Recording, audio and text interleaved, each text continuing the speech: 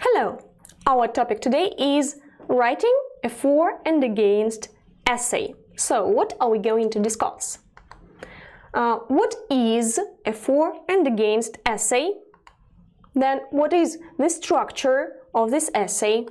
And what is the structure of a paragraph?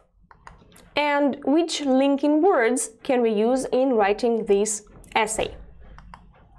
So, let's start with a definition. What is a for and against essay? This is a type of an essay where we discuss some advantages and disadvantages, or in other words, pros and cons of a topic. What is the structure of this essay? First paragraph is usually an introduction, and in this part we present the topic, but we do not give our opinion here. The main body consists of two paragraphs. In paragraph number 1, we list arguments for the idea. So we also add some justifications or examples to prove these arguments. In the second paragraph of a main body, we write arguments against a problem, and we also prove these arguments with some justifications and examples. The last paragraph is a conclusion. Here you summarize the main points of what has been discussed and present your opinion. So pay attention, you do not give your opinion till the end of your essay. So, which strategies are there to begin and end your essay to make it more interesting? We can address the reader directly. For example, if you use public transport, you will help. Or to speak about all the people in general, we all know that using the public transport is, and so on. We can also use a rhetorical question. This is a question without an answer. For example, do you think it is good to use public transport? Or is there a better way to improve the problem of globalization? One more way is to use a quotation or a popular saying. For example, as Ayn Rand said, animals change themselves for the environment, but humans change environment for themselves.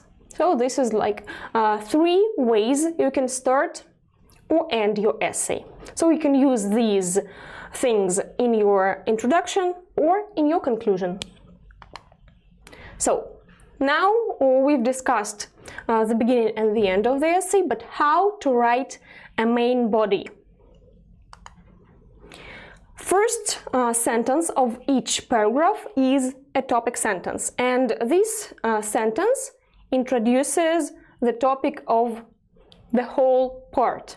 So, if you read only the first sentence, you understand what the whole paragraph will be about. For example, there are many positive aspects to banning cars from city centers. So you read this sentence and you understand that this paragraph is devoted to advantages of banning cars from city centers. Next, you have some supporting sentences. So they give some examples and details and justification of the first idea. Let's look. To begin this, it would help to, or this is extremely important, especially as, and in addition, it would probably, because. For example, we have the topic sentence, there are many positive aspects to banning cars from city centers. To begin with, it would help to improve our environment. This is extremely important, especially as we all know that the problem of pollution is an urgent nowadays. In addition, it would probably improve life of people in the city because cars stop them from walking in the city center. And now, which topic sentences can we use in each paragraph?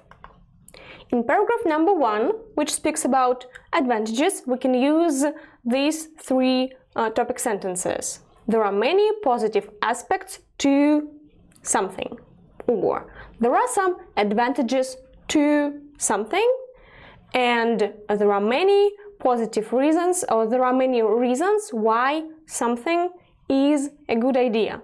So pay attention that instead of gaps, we use either a gerund, a verb with suffix in, or a noun. Now, in the second paragraph, which speaks about disadvantages, we can use such topic sentences as, on the other hand, there are some arguments against something. Or, on the other hand, some believe that there are some disadvantages to something. And now, which linking words can we use to make the structure of our essay more logical?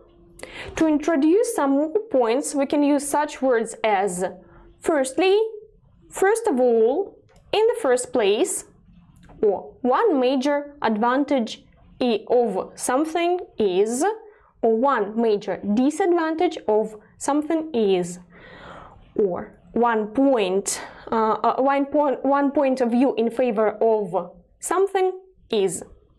If we want to add some more information, we can use such words as in addition, secondly, last but not least. This can be used in the end of the paragraph. Furthermore, or what is more.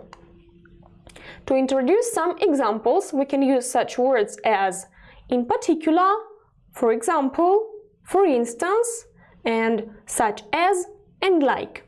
As for the 2 last phrases, such as and like, they can stand in the middle of the sentence.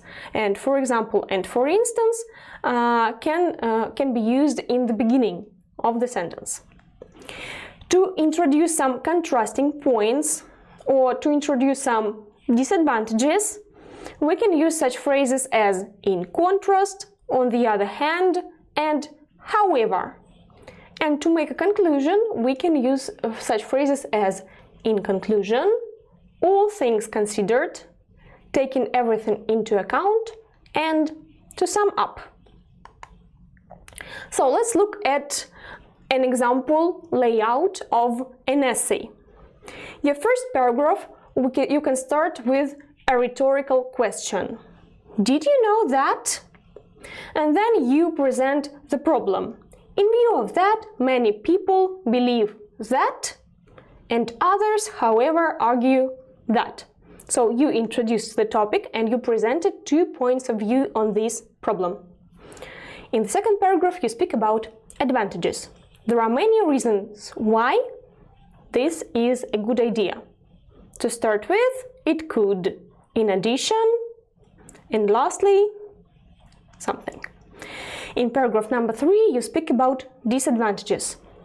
On the other hand, some believe that, and then some examples to prove your idea. Firstly, what is more, and so on.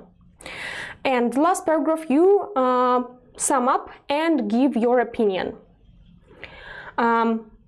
Taking everything into consideration, I believe, and then you give your opinion. And you can finish your essay by giving a quotation. After all, as Leo Tolstoy said, and then you give a quotation of this author. Okay, today we've discussed how to write a for and against essay, the structure of it, and some ways how to make it better and more interesting. So, see you next lesson!